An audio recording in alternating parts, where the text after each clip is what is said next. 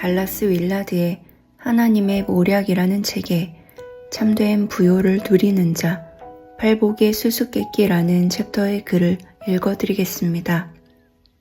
오늘을 위한 말씀이 아니다. 많은 사람들이 산상수훈이 천년왕국이나 사후세계에서만 시행될 말씀이라고 결론짓습니다.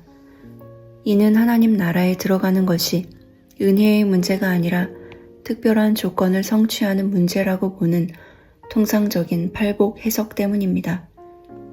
이러한 해석은 현재의 삶을 위한 하나님 나라의 원리를 제대로 가르치지 못하게 합니다.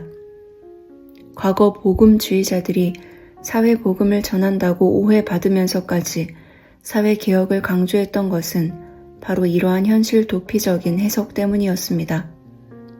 그들은 삶의 궁핍과 고통에서 벗어나기 위해 사회윤리운동이라는 세속화된 행위 구원의 형태로 현실 문제를 해결하려 했습니다.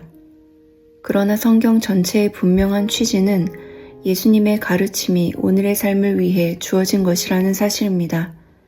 시편 23편이 오늘을 위한 말씀이듯이 신약 성경의 모든 말씀은 우리를 하나님 나라로 부르는 오늘의 부름입니다. 통상적인 해석처럼 팔복을 복을 얻는 방법으로 이해한다면 그것은 천국문을 닫는 새로운 형태의 율법주의로 전락할 뿐입니다. 팔복은 우리 쪽에서 무언가를 해야 한다는 내용이 아니며 하나님이 특별히 좋아하시는 조건을 제시해 주는 것도 아닙니다. 오늘 우리가 함께 나눌 말씀은 이사야 8장 11절부터 22절까지입니다. 여호와께서 강한 손으로 내게 알려주시며 이 백성의 길로 가지 말 것을 내게 깨우쳐 이르시되 이 백성이 반역자가 있다고 말하여도 너희는 그 모든 말을 따라 반역자가 있다고 하지 말며 그들이 두려워하는 것을 너희는 두려워하지 말며 놀라지 말고 만군의 여호와 그를 너희가 거룩하다 하고 그를 너희가 두려워하며 무서워할 자로 삼으라. 그가 성소가 되시리라. 그러나 이스라엘의 두 집에는 걸림돌과 걸려 넘어지는 반석이 될 것이며 예루살렘 주민에게는 함정과 올무가 되시리니 많은 사람들이 그로 말미암아 걸려 넘어질 것이며 부러질 것이며 덫에 걸려 잡힐 것이니라. 너는 증거의 말씀을 싸매며 율법을 내 제자들 가운데서 봉함하라. 이제 야곱의 집에 대하여 얼굴을 가리시는 여호와를 나는 기다리며 그를 바라보리라. 보라, 나와 및 여호와께서 내게 주신 자녀들이 이스라엘 중에 징조와 예표가 되었나니 이는 시온산에 계신 만군의 여호와께로 말미암은 것이니라. 어떤 사람이 너희에게 말하기를 주절거리며 속살거리는 신접한 자와 마술사에게 물으라 하거든 백성이 자기 하나님께 구할 것이 아니냐 산자를 위하여 죽은 자에게 구하겠느냐 하라. 마땅히 율법과 증거의 말씀을 따를지니 그들이 말하는 바가 이 말씀에 맞지 아니하면 그들이 정녕 아침 빛을 보지 못하고 이 땅으로 헤매며 공고하며 굶주릴 것이라. 그가 굶주릴 때에 격분하여 자기의 왕과 자기의 하나님을 저주할 것이며 위를 쳐다보거나 땅을 굽어보아도 환난과 흑암과 고통의 흑암뿐 이리니 그들이 심한 흑암 가운데로 쫓겨 들어가니라. 아멘.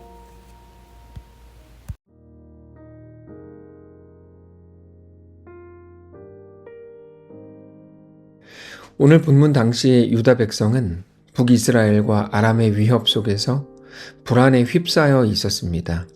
우리가 어떤 느낌을 느낄 때 사실 우리는 그저 막연하게 생각할 수 있지만 우리가 느끼는 느낌에 대한 분명한 실체를 생각해야 합니다. 그게 지혜입니다.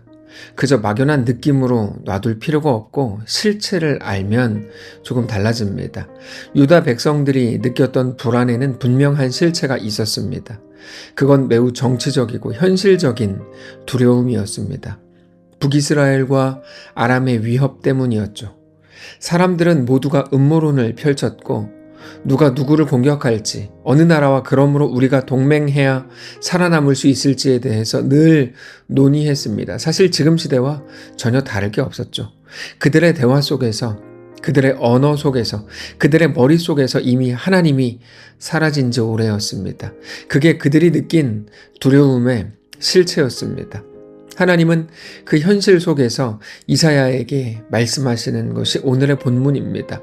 12절을 보시면 이 백성이 반역자가 있다고 말하여도 너희는 그 모든 말을 따라 반역자가 있다고 하지 말며 그들이 두려워하는 것을 너희는 두려워하지 말며 놀라지 말고 만군의 여호와 그를 너희가 거룩하다 하고 그를 너희가 두려워하며 무서워할 자로 삼으라.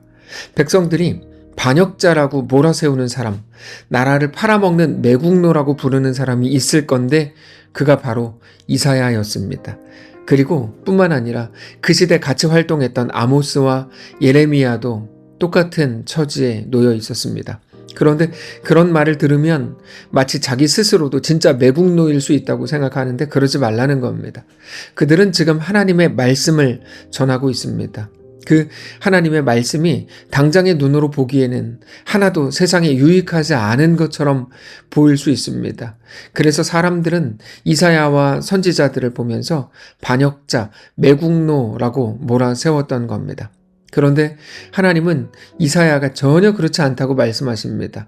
너가 하는 모든 선포와 모든 외침과 선택은 백성들을 망치려는 게 아니라 오히려 그를 살게 하고 하나님께로 돌아오게 하는 거라고, 그거 내가 알고 있다라고 하나님이 말씀을 하시는 겁니다.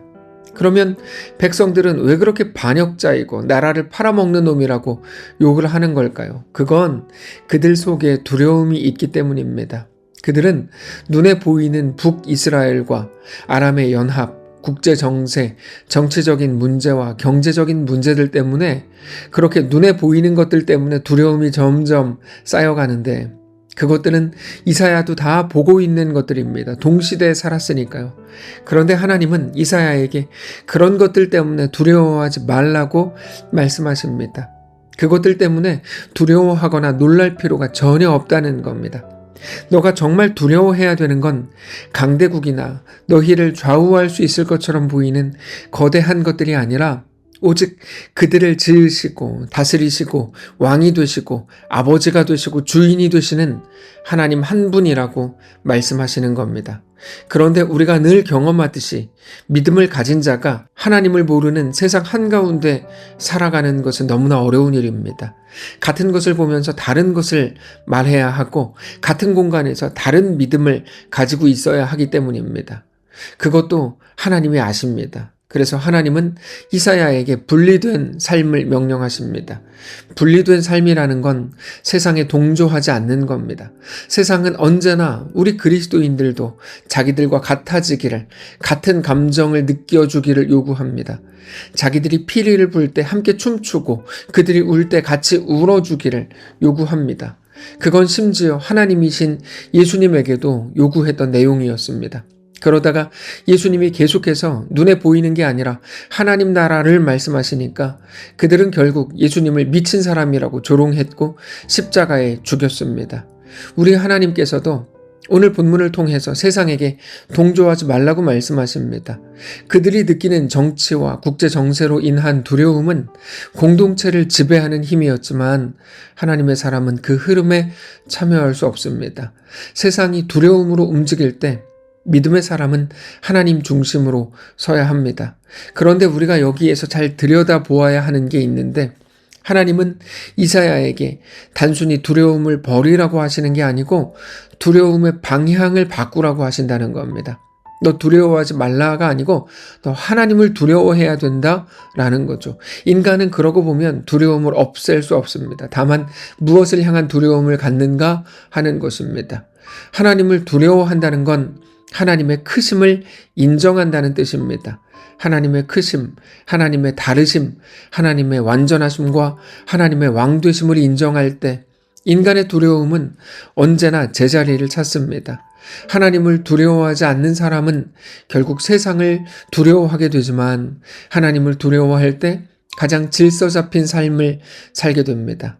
그래서 하나님은 이사야에게 두 가지를 말씀하시는데 하나님이 피난처가 되실 뿐 아니라 동시에 그분은 걸림돌이 되실 거다 이렇게 말씀을 하십니다. 14절에 그가 성소가 되시리라. 그러나 이스라엘의 두 집에는 걸림돌과 걸려 넘어지는 반석이 되실 것이며 예루살렘 주민에게는 함정과 올무가 되시리니 많은 사람들이 그로 말미암아 걸려 넘어질 것이며 부러질 것이며 덫에 걸려 잡힐 것이니라. 하나님은 믿는 자에게는 피난처이시지만 그 마음에 하나님이 없는 자에게는 심판주가 되십니다. 하나님은 우리에게 구원자이시지만 하나님 없는 자들에게는 무시무시한 심판주가 되십니다. 하나님은 중립적인 존재가 아닙니다.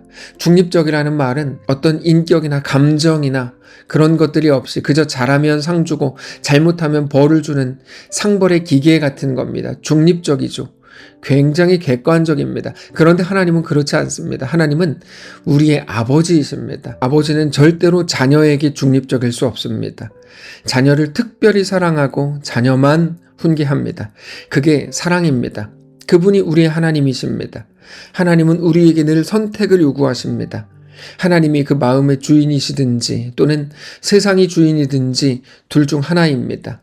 지난 주일에 말씀을 드렸던 것처럼 구원은 죄와 사망의 법이라고 하는 세상에게 종노릇하던 우리를 건져내어 하나님이 친히 우리의 주인이 되시는 것, 그것이 구원입니다.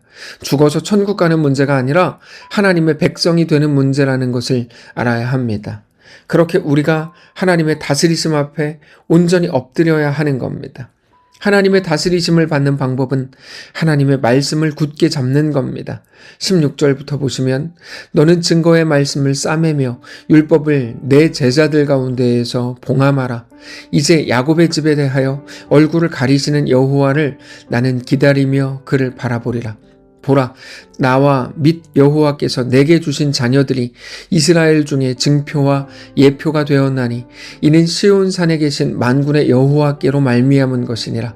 어떤 사람이 너희에게 말하기를 주절거리며 속살거리는 신접한 자와 마술사에게 물으나 하거든 백성이 자기 하나님께 구할 것이 아니냐 산자를 위하여 죽은 자에게 구하겠느냐 하라.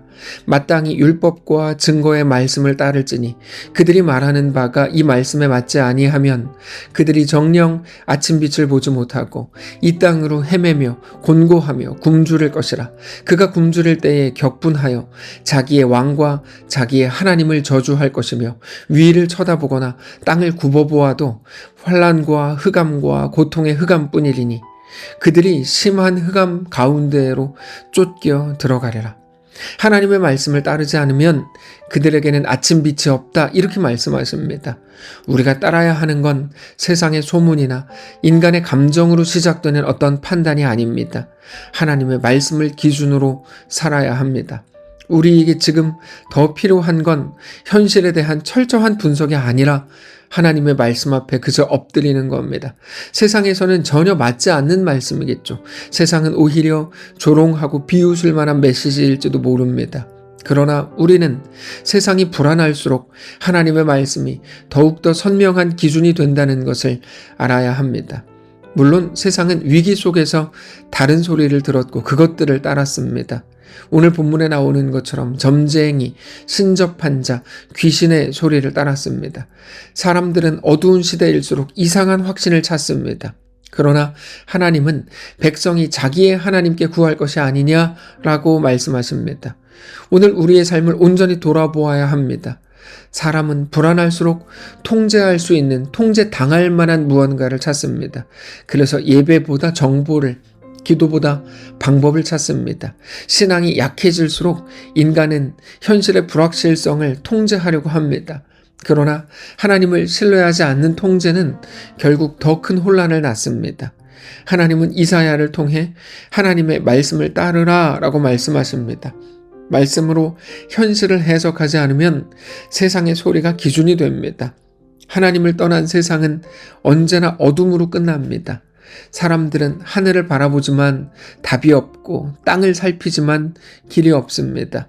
인간은 스스로 문제를 해결하려고 하지만 하나님을 떠난 지혜는 결국 자기 자신을 파괴할 뿐입니다. 이사야는 하나님 없는 지식과 판단이 어떻게 세상을 망가뜨리는지를 직접 보았습니다. 하나님은 그 현실을 보여주셨고 동시에 이사야에게 다른 길을 보여주셨습니다. 말씀을 붙드는 길이었습니다.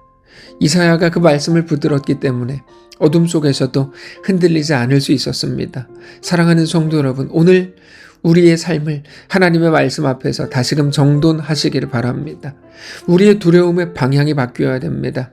세상에 대한 두려움이 아니라 하나님의 크심으로 인해 우리는 두려워해야 합니다. 우리가 하나님을 깊이 사랑하고 하나님을 경외하면 세상의 두려움은 아무것도 아닌 게 됩니다.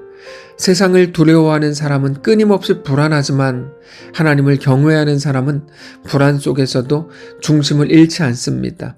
그게 그리스도인들이 가질 빛입니다. 오늘 어두운 시대 한가운데 우리가 있지만 그 어둠 속에서도 흔들림 없이 온전한 믿음으로 하나님을 따르는, 그렇게 믿음의 길을 걷는 거룩한 성도를 되시기를 바랍니다. 기도하겠습니다. 하나님, 우리 아버지 감사합니다. 우리를 사랑하시고 우리를 붙드시니 감사합니다. 아무것도 보이지 않는 흑암 한가운데, 앞길이 보이지 않아서 너무 불확실해서 답답한 우리 인생 속에 성령님 빛으로 임하시고 그렇게 하나님의 말씀을 빛으로 우리 인생을 넉넉히 살게 하시옵소서. 우리에게 주어진 오늘 이번 한 주를 그렇게 믿음으로 승리하게 하시고 모든 상황 속에서 우리 주님과 함께 걷는 사랑하는 모든 성도들이 되게 하여 주시옵소서. 감사드리며 살아계신 우리 주 예수님의 이름으로 기도합니다. 아멘. 사랑하는 성도 여러분, 하나님이 우리의 주인이 되십니다. 우리에게 허락된 오늘, 그리고 이번 한 주 우리 전 인생을 하나님과 믿음으로 동행하며 세상이 아니라 하나님을 두려워하고 하나님 안에 거하는 거룩한 인생들 되시기를 바랍니다.